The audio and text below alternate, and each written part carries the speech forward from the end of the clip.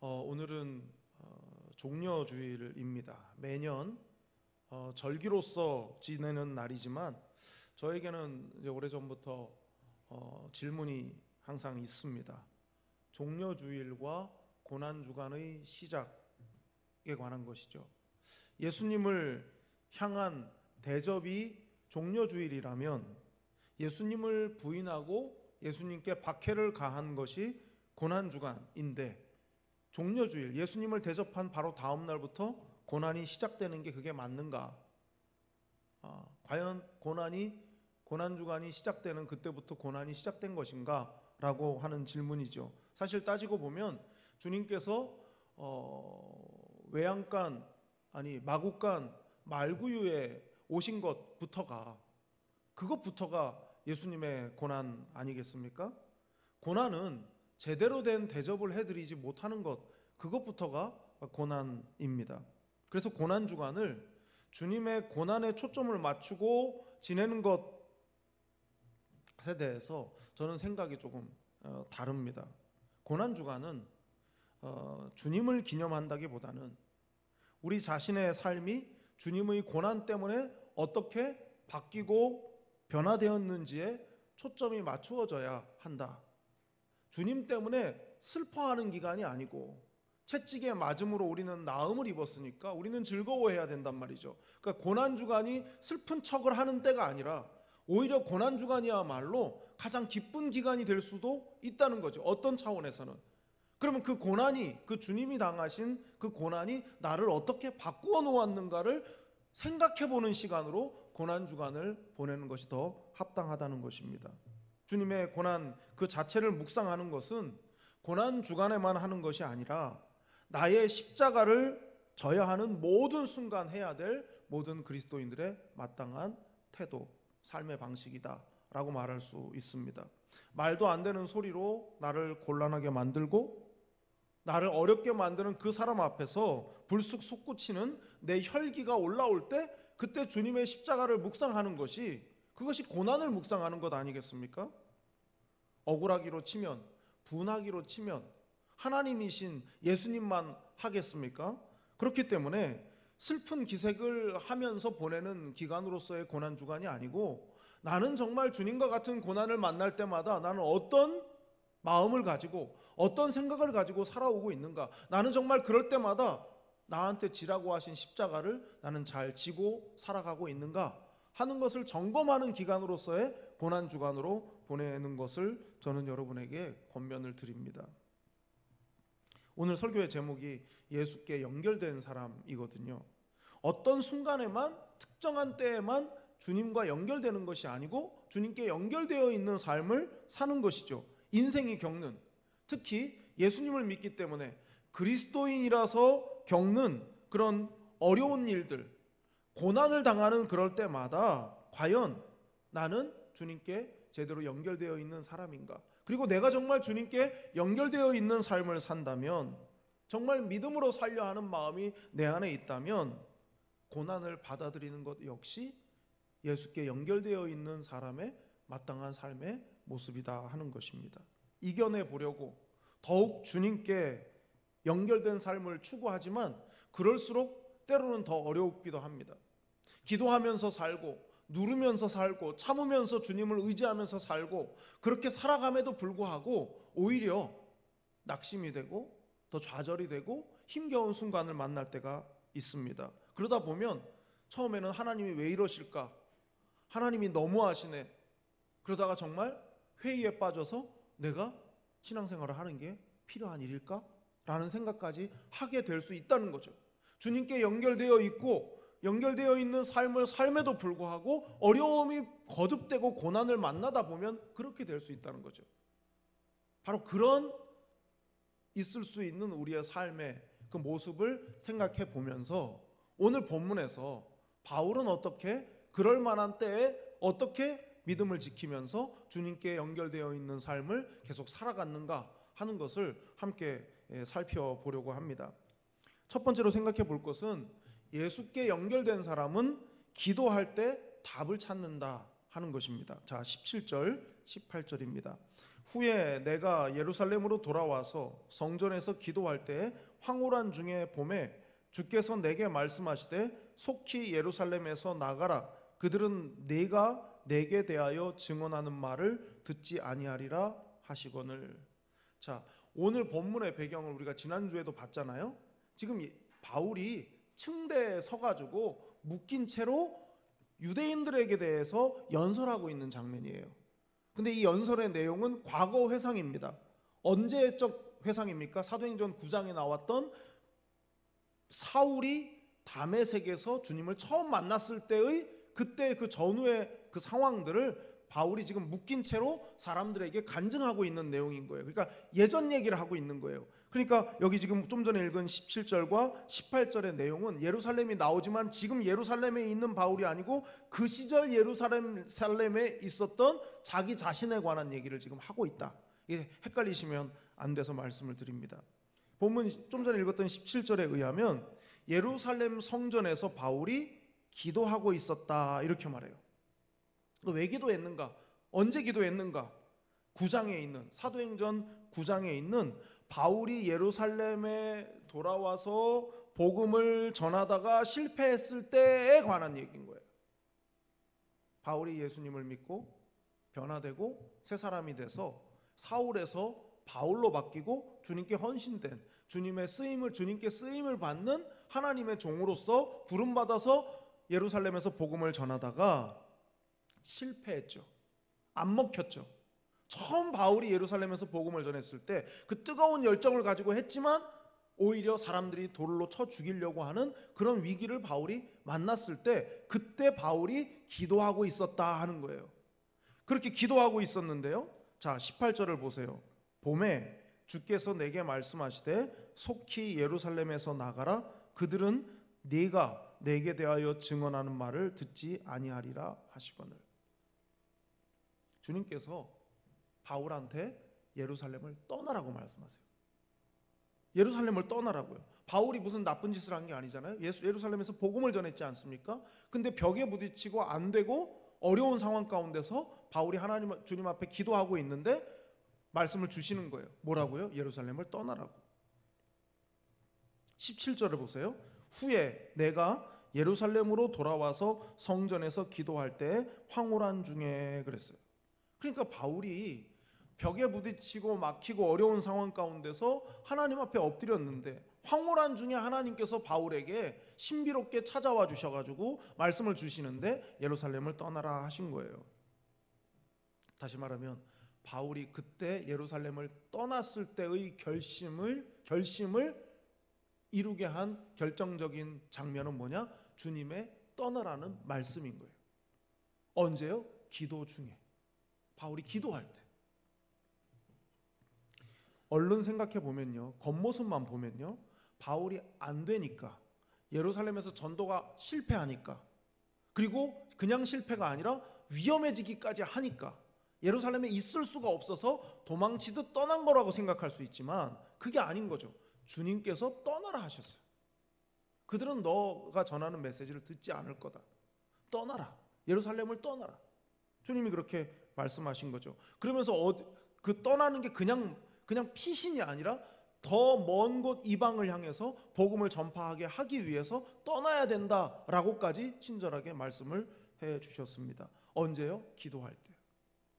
예루살렘에서 당한 바울의 위험은 복음 때문에 당한 고난이었죠. 복음을 전했기 때문에 만난 시련이었습니다. 복음을 전하는 것이 하나님 편에서 옳은 일이잖아요. 복음 전하는 것은 틀린 일이 아니잖아요.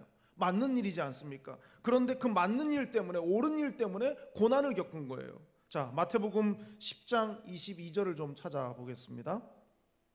마태복음 10장 22절입니다.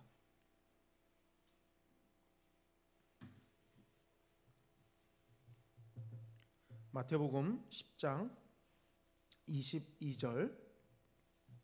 또 너희가 내 이름으로 말미암아 모든 사람에게 미움을 받을 것이나 끝까지 견디는 자는 구원을 얻으리라.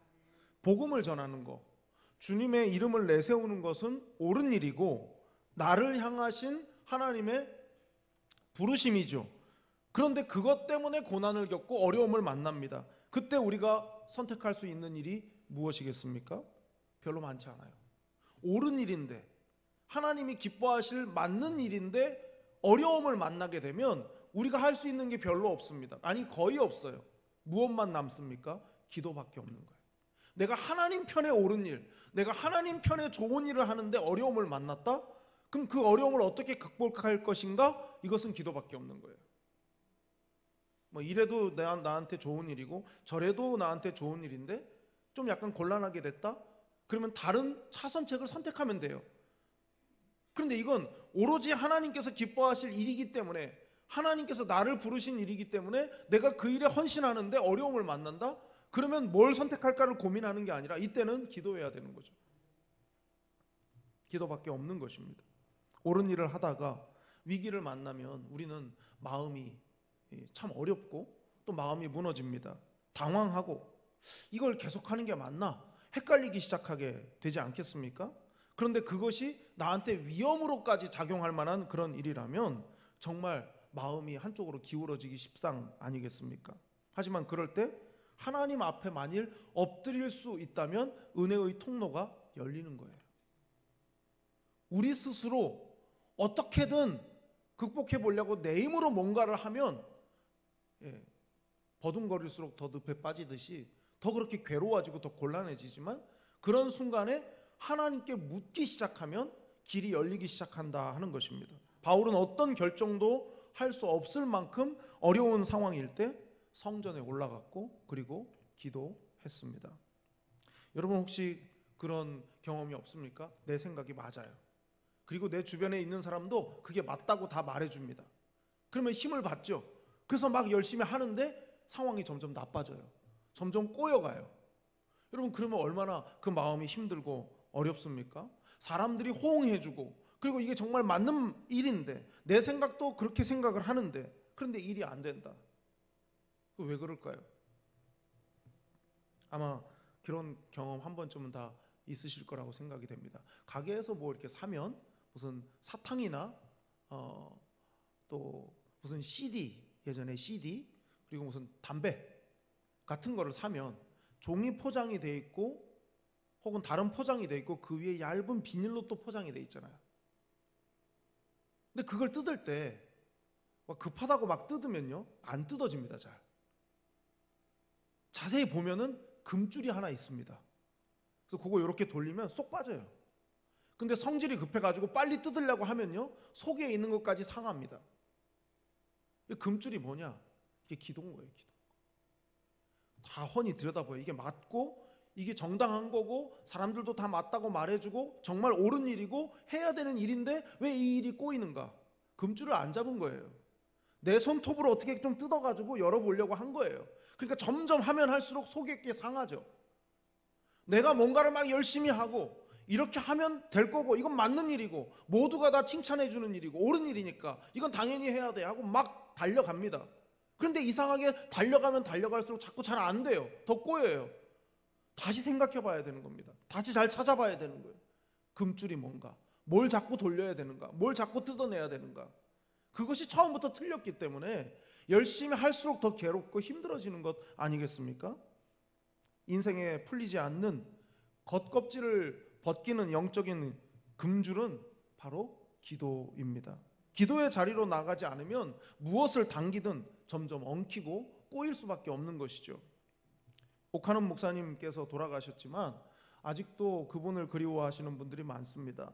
그래서 지금은 잘 모르겠는데 그 오카논 목사님의 아드님이 트위터를 개설해가지고 오카논 목사님이 설교했던 내용이나 강연했던 내용들 중에 일부분들을 이렇게 올렸었어요. 지금도 하고 있는지는 제가 잘 모르겠는데 예전에 그 오카논 목사님의 그 트위터에 올라왔던 짤막한 내용 중에 이런 얘기가 있었습니다. 뭐 설교 중에 하신 것 같아요.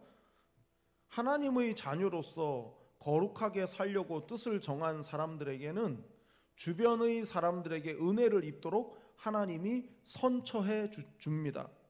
이거 순서 바꾸지 마세요.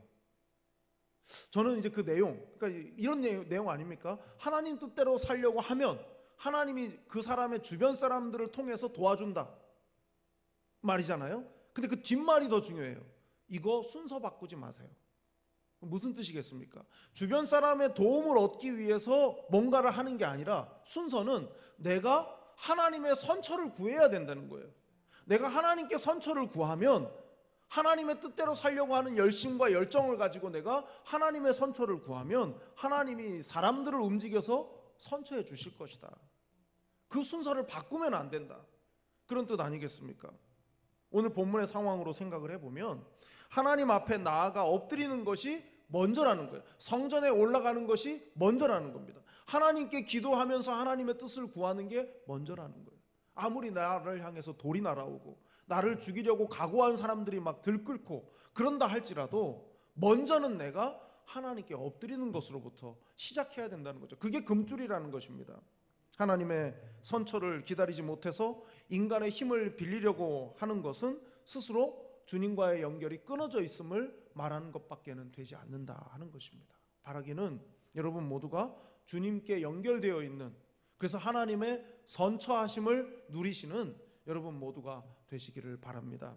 두 번째로 예수님께 연결된 사람에게 비전을 보게 하십니다. 자, 19절 20절입니다. 내가 말하기를 주님, 내가 주를 믿는 사람들을 가두고 또 각 회당에서 때리고 또 주의 증인 스데반이 피를 흘릴 때 내가 곁에 서서 찬성하고 그 죽이는 사람들의 옷을 지킨 줄 그들도 아나이다. 기도로 풀 수 없는 어려운 문제를 풀어주시는 하나님의 방법, 그냥 내 힘으로 풀 수 없는 일들을 풀어주시는 하나님의 방법은 바로 기도인 것이죠.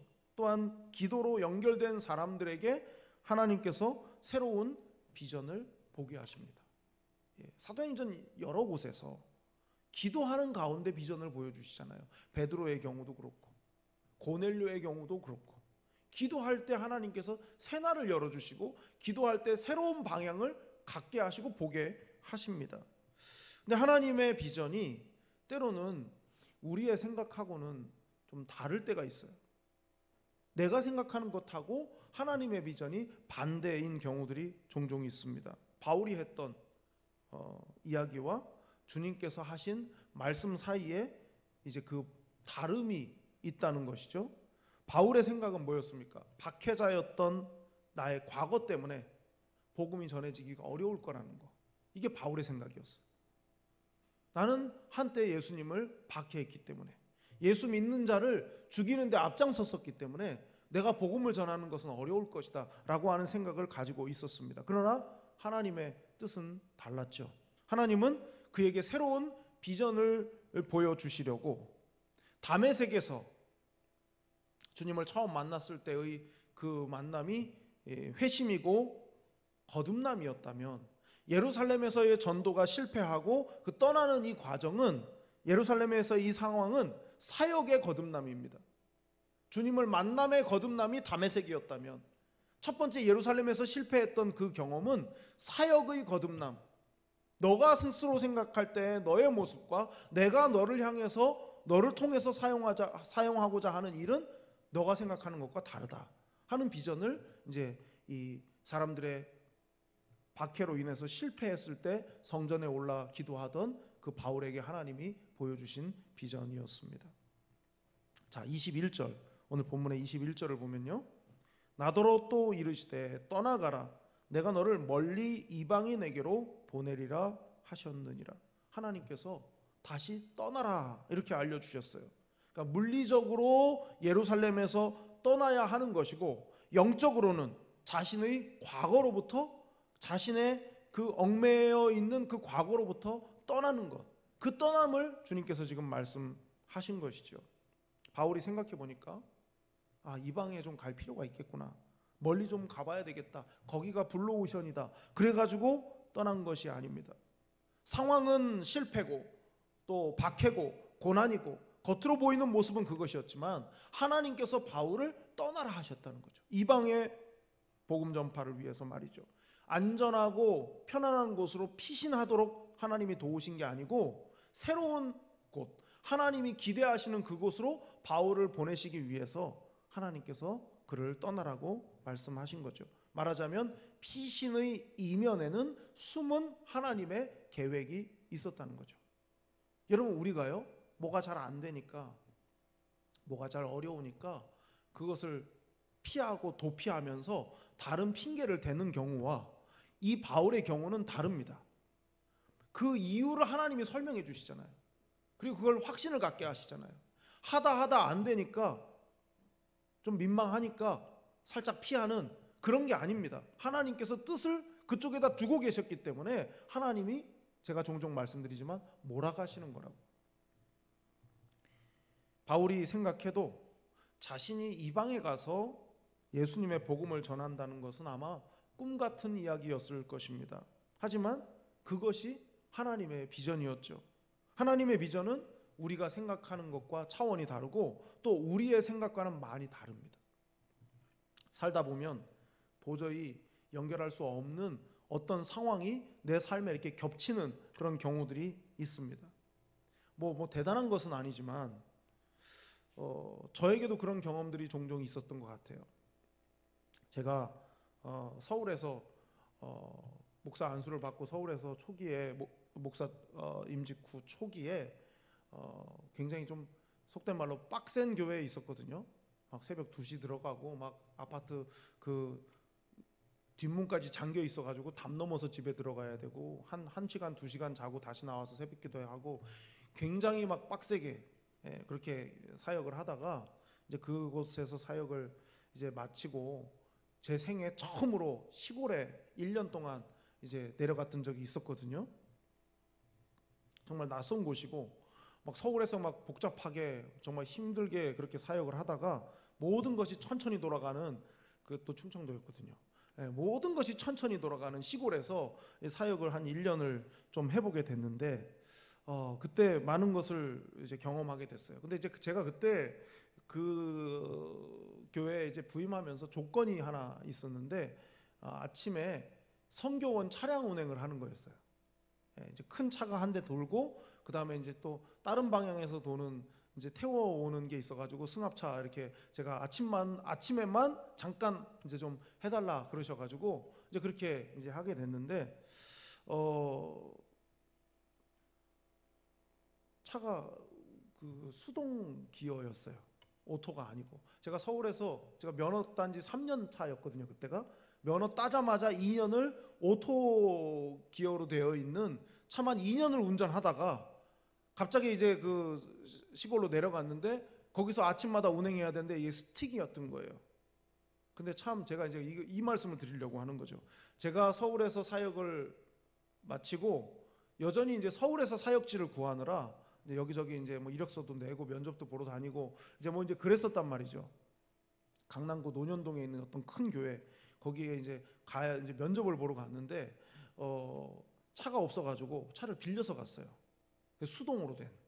그래서 이제 이 교회에서 사임하고 저 교회로 내려가기까지 그 기간 동안 차를 빌려서 쓰는데 수동 기어로 차를 빌려가지고 그걸 가지고 이제 여기저기 뭐 서류도 내고 면접도 보러 다니고 뭐 그랬었단 말이죠. 그러니까 얼마나 많이 중간에 시동을 꺼트렸겠습니까? 계속 꺼트렸다가 또 했다가 아주 난감하게 식은땀 흘렸다가 막 그렇게 운전 3년 차인데 그렇게 해가지고 그 몇 개월을 다니는 동안 이제 수동이 이제 익숙해진 거예요. 그리고 강남구 논현동에 있는 그 교회에 제가 이력서를 내려가는 날 고급 세단을 제가 모르니까 어디지 하다가 고급 세단을 푹 긁었었단 말이죠. 얼마나 그 이후로 운전을 더 신경 써서 했겠습니까? 그리고 그 지방 교회로 간 거예요. 가보니 다 스틱이었어요. 차가 시골에 그 좁은 논뚝길을 막 달리고 막 한 번은 논두렁에 빠지기도 했지만 어쨌든 막 그렇게 하면서 제가 운전을 아침마다 하면서 내가 몇 달 동안 스틱 운전을 할 일이 없었는데 했던 것도 요 때를 위함이구나.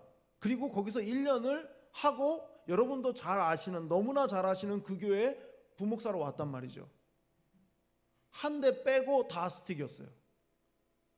그래서 그걸로 초상나면 뭐 해남도 가고 진도도 가고 막 그랬던 거 아니겠습니까? 생각해보면요, 내가 왜 여기 와서 이러고 있지? 그 충남 아산에서 그 1년 동안 제가 운전을 하면서 그 사역을 하면서 제가 별로 할 일이 없었어요. 거기 부목사는 아침에 성경원 운전만 하고 예배당 마당에 있는 쓰레기 깡통에다 쓰레기 태우고, 그리고 목사님이 부를 때 뛰어가기만 하면 되는 교회였거든요. 내가 왜 여기서 이러고 있나 싶었었는데 다 이유가 있었던 거죠. 면접을 다닐 때 스틱을 운전했던 건 이 교회를 위해서, 이 교회에서 사역했던 건 이 교회를 위해서. 다 뜻이 있는 거예요. 나는 왜 여기서 내가 이러고 있지? 내가 하루에 한마디도 안 하면서 하루를 보내는데 내가 여기서 왜 이러고 있지? 쓰레기만 잘 태우면 목사님한테 혼날 일도 없고 내가 왜 여기 있어야 되지? 거기서 책도 가장 많이 받고 가장 많은 시간을 나 자신을 발전시키는데 가장 도움이 컸던 시기가 그때였어요. 다 이유가 있는 겁니다. 하나님은 전혀 생각지도 않는 그 낯선 상황에 우리를 가라 하실 때가 있고 보내실 때가 있습니다. 그것이 우리에게는 당황스러운 일이죠. 왜 이래야 되지? 왜 이렇게 살아야 되지? 왜 여기 도망치듯 떠나야 되지? 하지만 그것이 하나님의 뜻이라는 사실을 알게 되면 주저없이 가야 합니다. 그것이 하나님께서 우리에게 비전을 주시는 이유입니다. 그라운드 밖에서 대기하는 선수가 항상 몸을 풀고 항상 준비하고 있어야 됩니다. 감독이 왜 몸을 풀고 있으라 합니까?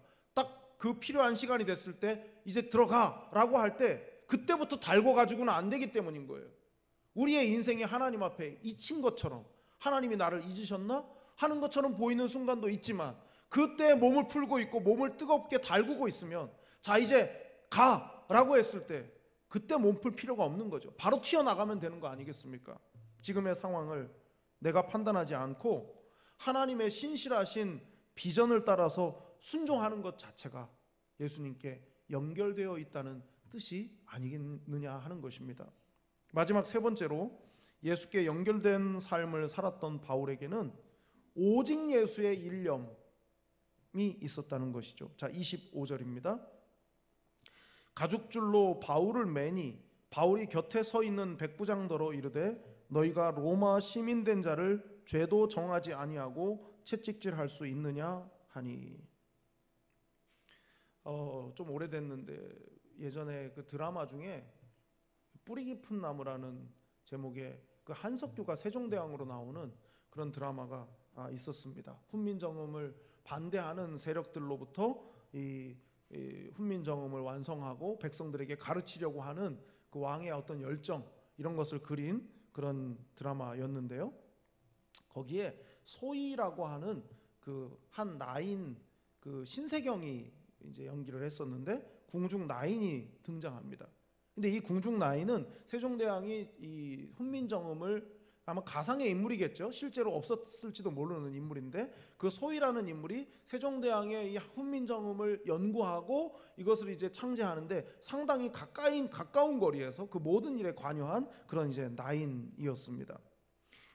생각을 해보면 새로운 글자를 만들어서 백성들에게 가르치려면 이것에 대한 해설 그리고 어느 때 이 단어를 사용하는지를 또 알려줘야 되기 때문에 훈민정음만 있는 게 아니고 해례가 있는 거죠. 해설과 뭐 용례 뭐 이런 표현이겠죠. 해례라는 게 있는 건데 해례를 만들지 않았어요. 세종이 해례를 만들지 않았습니다. 그때 이제 세종이 그렇게 말을 하죠. 소희라고 하는 이 나인, 이 궁중의 나인이 소희가 곧 헤렌이라 하는 말을 해요. 그러니까 저는 이제 그 드라마에 모든 대사가 다 생각이 안 나고 딱 요거 생각납니다. 소희가 헤렌이라. 제가 이제 지금 생각해 보면 그때 그 드라마를 보다가 막 눈물이 그냥 왈칵 나왔었어요. 소희가 헤렌이라. 하나님께서 여러분을 가리키면서 여러분의 이름을 말하면서 아무개가 헤렌이라. 성경의 헤렌은 아무개다. 얼마나 이 엄청난 말입니까? 세종이 한낱 나인에 불과한 소희를 향해서 소희에 대해서 소희가 헤렌이라. 어마어마한 말이죠. 자, 그런데 그 소희가 자신의 그 소임을 다하기 위해서 막 위험을 무릅쓰는, 왜냐하면 반대파가 너무 거세기 때문에 이 소희의 존재가 발각이 되면 이 소희의 하는 일이 발각이 되면 위험해질 수 있기 때문에 세종이 이제 그 소희를 보호하기 위해서 무사를 붙여주는 이제 그런 대목에서 소희가 이렇게 말을 합니다. 혹여 소인이 그 일을 하다가 위험에 처하고 죽는다 하더라도 전하도 오라버니도 저를 찾느라 시간을 낭비하면 안 됩니다. 이렇게 얘기를 해요. 이제 가상의 인물이고 그런 이제 허구이겠지만 아주 위험하고 중차대한 그 일을 함에 있어서 드러나지 않지만 너무 중요한 역할을 하고 있는 이 사람의 존재, 복음을 위해서, 복음 전파를 위해서 주의 일을 감당해야 했던 이 바울의 모습이 그런 거 아니겠습니까? 바울이 헤레니라 뭐 이런 거 아니겠습니까? 복음의 전파를 위해서 너무 중차대한 일을 하지만 가장 위험한 전선의 맨 앞에 서야 하는 그 바울이 어떤 마음을 가지고 주의 일을 감당했는가? 자, 25절을 다시 보세요. 가죽줄로 바울을 매니 바울이 곁에 서 있는 백부장더러 이르되 너희가 로마 시민된 자를 죄도 정하지 아니하고 채찍질할 수 있느냐 하니, 바울이 채찍질을 당하면서까지 복음을 전하지 않습니까? 그러니까 바울이 헤레인 거예요. 성경의 헤레, 하나님의 말씀의 헤레는 바울이었던 거예요. 복음의 헤레는 바울이었던 거죠. 그런데 그런 바울이 이제 25절을 통해서 보면 내가 로마 시민이다라는 걸 밝혀요. 어떻게 로마 시민인 나를 재판도 하지 않고 이렇게 채찍질을 할 수가 있느냐? 저는 이 대목에서 두 가지 질문이 우리에게서 나온다. 한 가지죠. 질문이 한 가지 나온다 하는 거죠. 그 질문이 뭐겠습니까? 왜 이제 와서? 왜 이제 와서 로마 시민인 걸 밝히냐는 거죠. 아예 처음부터 자신을 문제 삼을 때부터, 천부장이 자기에게 왔을 때부터 나 로마 시민입니다. 나를 대함에 있어서 법적인 문제가 있도록 하면 안 됩니다. 라고 처음에 했다면 결박을 당하거나 혹은 사람들의 비난을 받거나 채찍질을 당하거나 로마 병사한테 그럴 일이 없었지 않겠습니까? 근데 왜 이제 얻어 터지다가 나 로마 시민이다, 왜 그렇게 말을 했을까? 첫째로 바울은 지금이야말로 로마에 가게 되는 결정적 순간이라고 바울이 판단을 한 것이죠. 그 말을 안 하면 로마에 갈 수가 없으니까. 바울의 최종 목적지는 로마이니까, 로마로 가야 되니까. 그러니까 이 순간을 놓치지 않고 나 로마 시민인데 왜 재판도 안 하고 나에게 이렇게 형벌을 주느냐라고 말을 하니까 깜짝 놀라는 거죠. 그리고 두 번째 이유, 만약 바울이 처음부터 나는 로마 시민권자다 라고 밝혔다면 바울을 천부장이 바로 영내로 데리고 갔겠죠. 바울이 처음부터 내가 로마 시민권자라고 말을 하지 않았기 때문에 이 사람들 앞에서 말할 기회를 얻은 거예요. 마지막으로 예루살렘에서 한 번 더 모두가 듣는 앞에서 내가 만난 주님을 말할 수 있는 기회를 얻은 거예요. 처음부터 말했다면 그 기회가 없어졌겠죠. 생기지도 않았겠죠. 그러니까 바울이 이제 와서 말한 것은 뭐 잊어버리고 있다가 말한 것도 아니고 다른 이유에서가 아니라 지금이야말로 로마로 가게 되는 결정적 순간이라는 사실을 바울이 알았기 때문에 그때 말을 했던 것이고, 그 말을 그제서야 했기 때문에 그 이전에 유대인들에게 마지막으로 복음을 전할 수 있는 기회가 있었다 하는 것이죠. 그러니까 바울은 고난을 무릅쓰고도 고통을 감수하고도 마지막까지 이 땅에서 감당해야 될 사명을 감당했던 복음의 헤레였던 것이죠. 바울은 자신이 위험해져도 하나님의 비전을 포기하지 않았습니다.